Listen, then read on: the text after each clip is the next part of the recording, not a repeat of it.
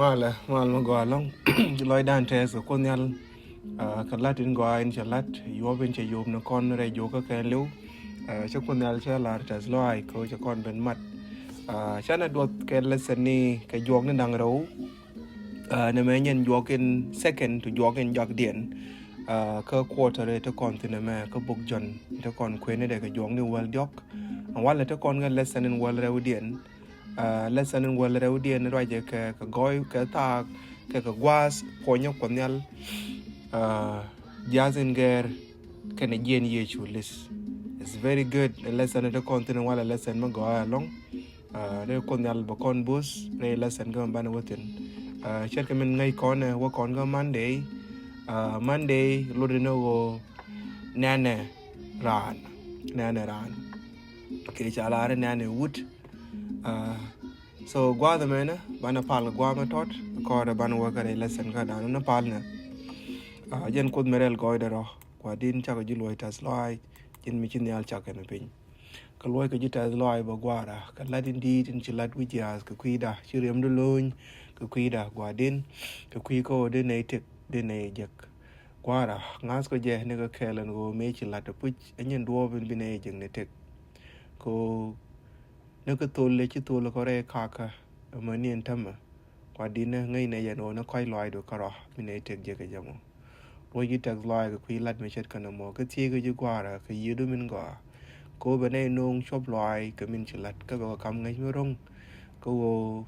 ngazda ka ji kana min jen do bende wo ko kunal lo ka yi tag loy gwara an wo chi mat raje me ke loy mar kana me chelat ko me chi pat ko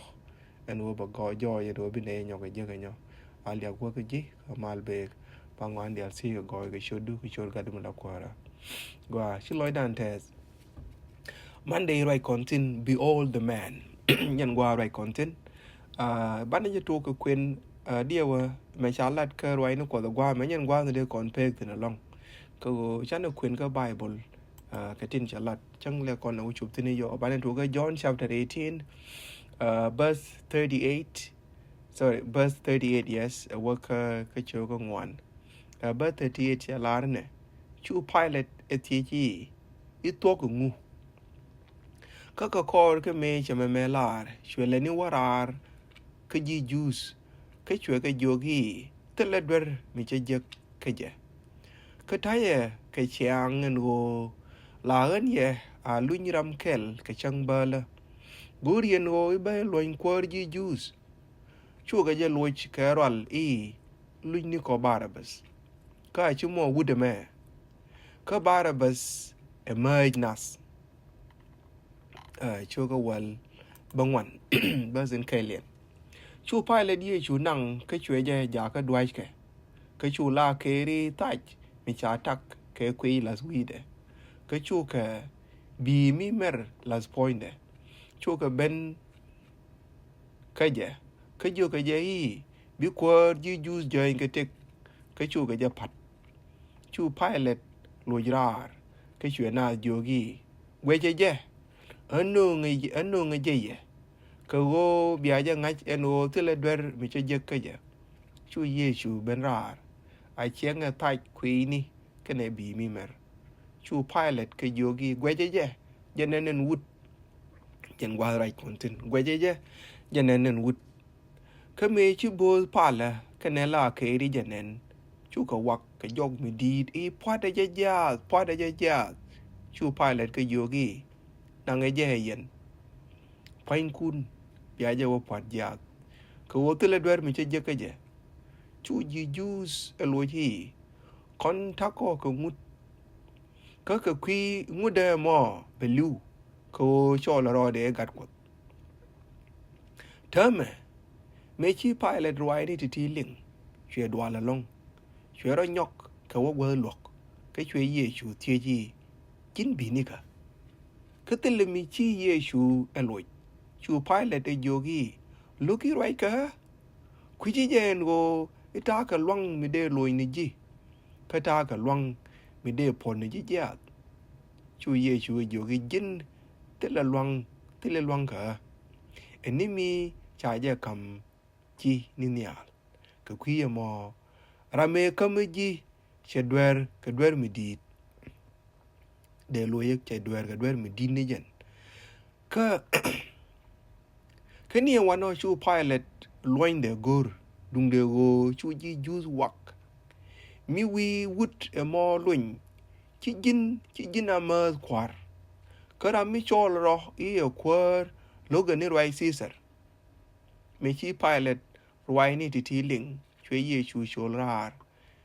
chwe nyur wi kwam lok was mi chwal ke i gapatha ka tok ibru tame jen chang reali ngwani hi ka kwi chang bala chade ka gwa chang dar chwe ji jus jogi korun indiren chu ka wak nangeje pada je ja chu pilot ke tie bo korun ja ka pot ke ja chu bol pilot indit we te la ko kwar mi di do dien eni si ser kara chwe ka kam ke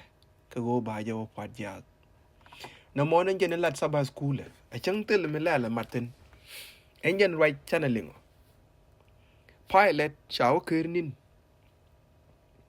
cha ben cha ye chu cha nong nyam de right ji chane je ke sunday go cha lat right go ka memory text chane je ke ne go point ne jen pilot che ye chu che ti ji ne jin kwar ji jus chu ye chu ga loj en go che la ra put che la ra tok no en kwar ji jus ko ke lot ke ne me engine ne dab ka be ka re wa me ke go ne bana ba ka ben lan ngu ba ka ben la tok den chu pilot de chu ti ka tok ngu wa me chi pilot de ti tok ngu ne me pilot point ne wa ke ne liep ko bi ye chu lo je I tok ngu ala bo wa je ne he get distracted chu chara ro de ger ka tok in chu le ti de la de chu chara wo gwi na ro le ro kana cha kon ku le jogo di dwer chi pilot de duire tok che de gore ba ngache ka kena lo de la palpinyo be rai tu kamin de kamede de lik e chwe willing na ro le ro kana ra chwe gore be ye chu ban pin ka ba ko lo ngut ka o we ma dong we ling kena to ling cha we no mo to ko kon bo me cha ne je ne wo kon to gor nkule jesus kwa de kon kule jing ne tek e wa bi ko kon met ka te kon do ba kon met tin ban ni cha no gor de kon gor chi kon ba gor ban wi dan riet ka ti kon cha kon distracted cha we dwer tega pilot de me eje chile le tuogo kono nyo ko ngu ju tuogo ko go kene talk ke jel ke yeshu kene jangai kene answer in bake yeshu wa kene jel ledi kene jangai show ling ne persuasion te kana show loy kana ka ba jilat kene no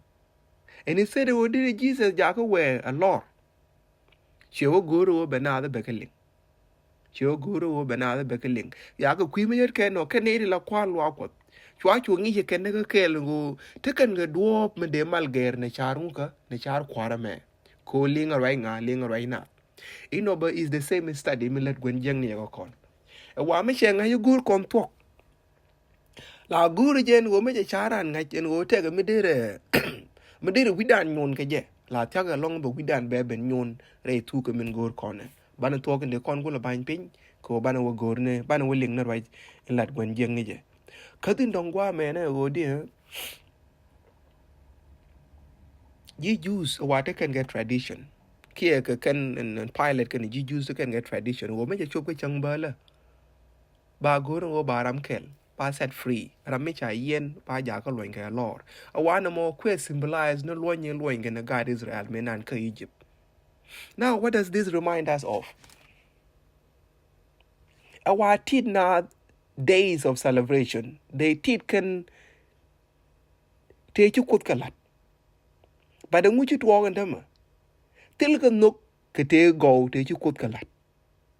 they remember and o chu kut ka ko let ka ma gwa ko gwa se cha ka yen tin chu kut ka wo lu nya lor ba de ku de lu karar ku de kam karar ka ya lu re ya ka me ku le te ka e kwe ka la nang moon ne cha ku ba cho lu moon dien ne wan jen point ne chu ben jen re dien ntama ngu chu tuo ka mo kin kana lo gur en go ne go ga cha let ka me nan ba le nyoka le ni ba kana go de kan ran de kamra kan instead cha go ni nyen go ba nyong ne ka moy ngu ba nyong ne ka moy riek no that is a talk no chal ke ye shu ne ko ji juice ba chi do talk chi na chi ka wa mek cha ka kam wa dang ro cha ka kam ra mi je mo gon dweri ma le je re dien mo kwal nyin ken ka mai nyin ken kana ra ma ken nya dien me rep ken ne ko lien men mai ken ne ko nien men mai ke go den cha la no ram me tel mi jeng ma je men la ni me jen ajen na ka ne je ram gon dweri me lo nyen je re da je bak cha ne choice ne ran nen chi ran wo mek ni min je dien ka min go en je no cher kon te ka ge dio sharan te ge dio migran te ge dio that's why nyen la gor kon ma kut me ka na kon chi ka kon me kut to ko nyen cha na je ne ne te ma ken na mek ni Jesus la ku dien ga chak dien sha wo meng na ra min nek dien ka lui dien la gon jeng ne ko ja wo shu de cha la bara ba ma a wa lo ne bara wa lo de na san bas gwan de wa gat gwan a gwan nga de gwan nga gwan ko ke gwan nga no so lar ke je no bara ba go dong gat gwan me ba wa de lo ne go a son of the father and son of the father lo ne go ko ngai ko na ne ko kon gat kon yal but this was not a good son of the father no but en je ne chi na wo meg ne je it will not surprise us and o many kon ma kon identity kan choices din ku kon ga make an wale ke making make a kon an wale tele de ka make chi make an identity ka dong de kon ga le na belba and o la me kon ni nin jeng ni je nang na kon mai ka go char kon kan make dan te ga diu je ne chana la re ka ka cho kot pal cho no meg na go ban rai kon jeng ne ban jaleng mani re le ni kon la let kon ga tin ta ma every day we make choices every day but me chana we lui kon jok ti ko ro da en choice che make pan e choice ma tok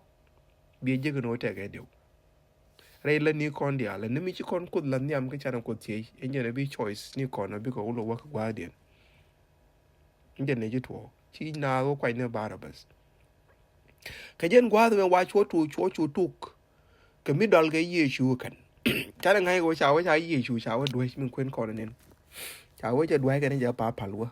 la bo do che punishment ma to den do cha do ni ye shu wat e la yos ka gwa dan wa wat me je wan me tuk de ka karas tong wan te ko tu tong wan la bo chi che yot kel ka yon tong wan de cha ku li yen kel la bo wat me cha ker la bo te ka karas tong wan ka chi ke wo dong te tu tong wan ka ro a wa yen point de ken wa tu ni ke de ti tang ken ba ka le yen de gizaz ne tang ken ba ka le yen ka chou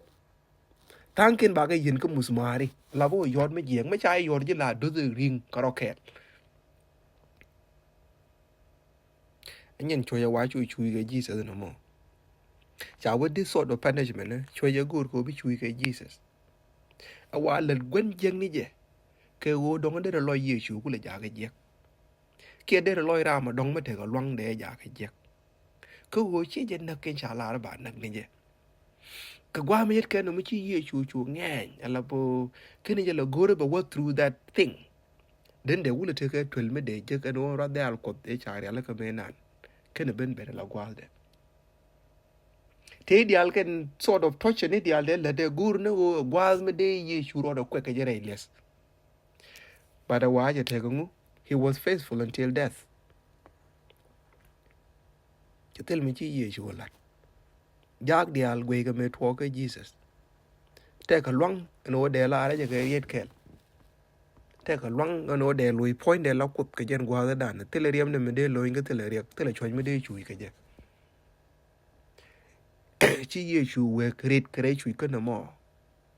ka kwi ka go barana be lo re dwere let gwen jeng ni me chet ke na mo ko gore je no be te ke man ma ba je pa cha wo tele man me cha je point chi ye shu ka root ka kwi dan chi ye shu ka root ka kwi du ke na kwi da I was imagining and on term me ram kel go kon na kule chui ke jen choi me chet ke no ka ti ka long me de kwek no ro du re chui ke me chet ke no mo ta ka long no de mek no go de point du kan ka go de red ke re chui me chet ke no mo ka go ka kwi ko ti ka no kwi ne ne ta kong men ken ko ne ri chan ngai chi ye chu liu ko kwi dante cha kon to che long me te ga ma gang kon ne je cha kon to che gwa nung ti de ne ya lat no chi ma chu ro na ngak je men te gwa ma ke men tok je men chẳng ngay con này gồm mà ban là đói giờ bà đã mất đồng có mười riêng bé nông riêng mà dín mà lấy riêng cái thế con này cô qua đã gang ye chú con tiền gang nó con này lấy mà đòi ra chỉ gọi bé root anh ấy chỉ root cái quý cái go cái lia đấy bị mà gọi cô là bên rầy đấy cái này cho gọi bà rồi cần cái ban cô là về cái nhà mà lấy dân thân dân đến trong ngõ chui dễ như thế bên đòn lấy chứ mọi cái bia này quá đó but Kaylin quick kenne ngo mellet kenne eno ba Yeshu ba crown ken king cha we dong che ji ju che ji rom lele ta lele ken ji ju point ken o ba Yeshu ba crown king ke jen gwa da ma George che ma dol ken je ba let ken men tok de ko go ra me che ma dol ken je go he can never be the king of the Jews because that is what it mean mockery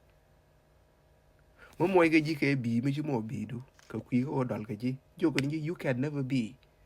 tell me de ji me ja ko de cho ko position you are claiming and wo dong de te ka muy nang kabro du nyal ka mi ci ten ba ci ye chu kap na ro de nyal ko cho ro de gat ko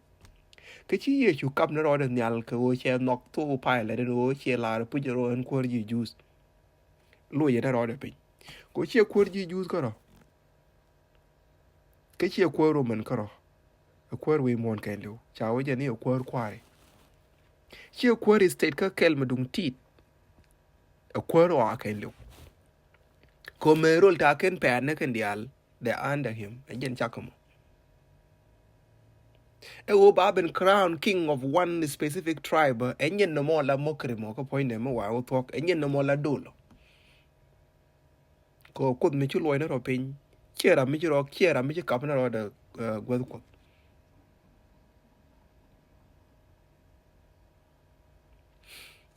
ko ko re te rien mi chi ye chu lar che pilot jo no e til ji lwang ni mi cha kam ni ne al riede mo chi John la la ke ri ka gwa ken ried ye chu te ro ngwan long de kwa ro dien mi ro ke te cha la de John pala ka yo cha John be jo no wude dan me bo ni ne enta me ja lak na ne enta ma chi John na la tho ka tra me te ga lwang ka len ni ka me ka len ni ka do ni mi cha kam ni ne al ye da cha nyo ka che nyo lui pilot de kwa ma che lo je George đúng đôi chơi yogi ramen nu ngi enya ramen tene nyen gadwer medine yen now this is also telling us no dwer dong den ka kwenta ka cause banta ma ta gadwer ma tot ka ta gadwer medin re statement ga mi chet ken ma but dwer re chal ga ye ju dwer ma tot la dwer pilot ta gwas do ngwan long e go ngi ya tok min de lat ran cha nong nyam da wara me nonsense wata kel me de ko na ngai ka ta Jesus awa Jesus ta gweide ko yeme de ko na kule chat ka ta ante ga Stephen awa Stephen gwa de buka jetin awa chu nyam de churo de ger ka gir me different awa je ni chere ka nyam Angela mo lot ke yere ka nyam Angela me awa nyam me gwe ka no nuktin tele min je ga nan ga tin cheme de na le lwel ko ra man na ka je awa chang Jesus ka lu mi changa ga ta tiene la gorno de ga nyur kude kira me la gwe ke ta wuni ne binara den ne bigara den bar ke je ko te ga wundi ga chup ku den ko gwi grano de ga ne ke je ka tele ke je ka mi te tele chang je tele wang je ga gwe ga point de je ne me chi pilot ben ke je nyam ye chu bu gwi no no kira ne nyang de ji tiang nyen ko do ko long ka ra mu gwi je de tiang nyen ka ga awara mi chi criminal le ne de ji jeng to ngwan chi gerit ka nyam de ngi ye da gra mi chi dwer lat ka da mi ken dwer lat e chang ne mo gur ga je ngudo no bi jow na len ken nyam ko ra nung je nyam du ko ngu chi pile de ngi nyam ji se ko tele dwer mi chalat gwe yin gwi ke je tele mo loko ko kwar ke tele mo loko ba ka ne rin cha no nga and yen ko ran le get along yin right ne ma go ngi ko go ndi wan te ko te maridi mo ala ba go lo de o de ye chu de je lo ka long but me la ri ka ja e wo che go re be ka je be ka ling all the allegation e chang ni me che lar ko che ngai ben o te lat ka ku ye chu ka chi ka thok but he still acted out of lies tin cha kame e wo de me chi thok me che ngai je ngun le ran lo go no be lo ling ni chi to thok ka jam cái chỉ thuốc chị ngay chỉ thấy cái shop loại của mình là thuốc chị ngay for sure no ra này nonsense release him I check cái no but can pilot the go no chỉ thấy qua đằng này thấy cái choices better she make choices in nhầm ego choice in nhầm ego bên nào lối điện giả cái tết ngay giờ thuốc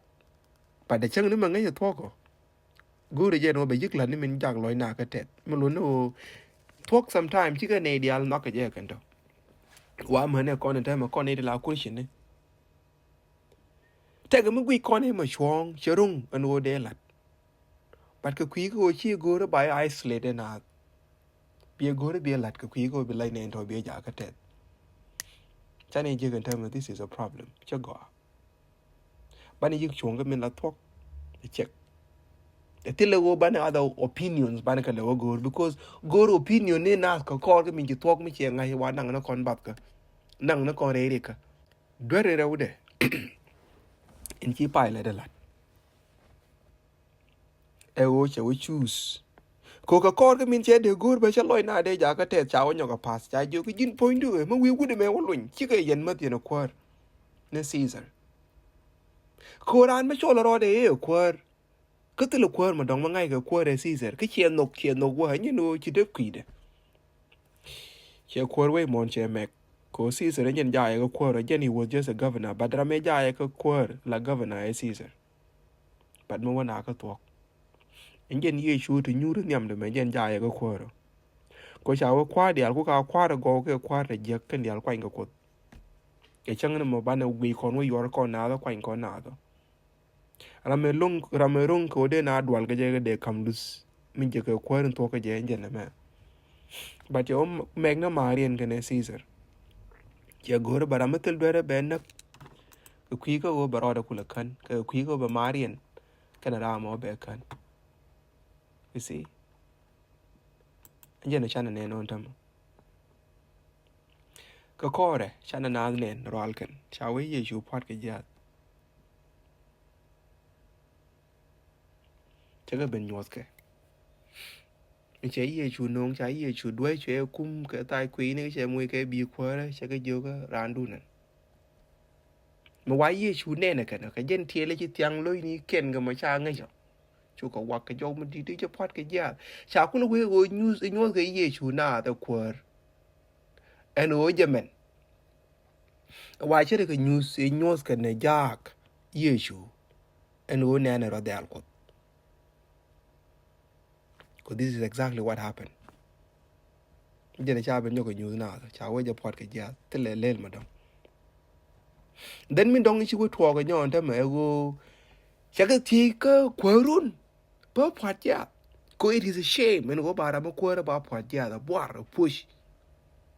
gol ken go ban wodon gol ken o de la ken me chol ka je ko ji juice charongo no ba phát ya ko push no mo ken itin la ne ka bo chi ka me cha jo cha we tul ko mo don ko ra caesar this marai cha la ken tam me cha ka wa je cha la me cha ko la ta me cha ko la ko ne la ken me dan cha gốc này là giờ còn nó chứ này gor rồi bên này thì cái ta thì có mà gor này qua thì này đừng còn we want an healthy king bên này rồi same thing này cha repeat qua mà cái cháu tức là qua mà đóng bên đi này dân cái gì sao but there are quick cái này and when I'm quay qua đi ngà cái qua đi này này qua thì we muốn ngà cháu con nhà gà cái này chơi người cháu là nó go tức là qua mà đóng bên ngay này qua ra gì sao chả có lúc điện cái cột này đi thì đó mà lúc điện như thế cái cột ở ngoài cho lúc điện cái này chả quay điện mà chả cần chả linh để nguyên rồi để cái nó điện associate cái đó mình ya cái nguyên rồi để cái thế cái Barabbas ko de kan te ko but why ngu tuoga tela tara ma dongo bana jek ma de choices chet ka ti de academic enimi to gwan jeng ni mi ngai tok ten bare bun ga te cha meta gwan jeng ni ka jen me de di te dan de ko na la ran wala tela content ci gwan jeng ni kon muy cái choices the same thing de chet ka me ci tuoga ntama ci gwan jeng ni kon muy cái tiel mi din man lo kon kut ka luk mi ma len kon ne tin kwa kon le chui re wa ntama kwa me cha kon ti cha kon yo ga be ye long o de kwar mu kui kut chong nen ade loy de gur no go ade re ye chu lun dung do kwar la kwa lo ko panken tin ngai ka tok chu kan go ro po de ja chan nan ti ba kon e la ju ko dong wala de ne la ro ngwe ne ji wa ka kon re len ni tin dat kon ke lok dan ko kut ko goran ka na kot chawo ngu me de kon je kre ka me chet ka de men ta me ngu ngi je na kon o kwar mu kui kut chu loy de gur no de ye chu loy ba ne de ku le ju kot tin ngai ka tok ka chu la no je na ka kun al pos kon nan te loy de ka kel ma di long ka cher wa ya long ba aliak te kot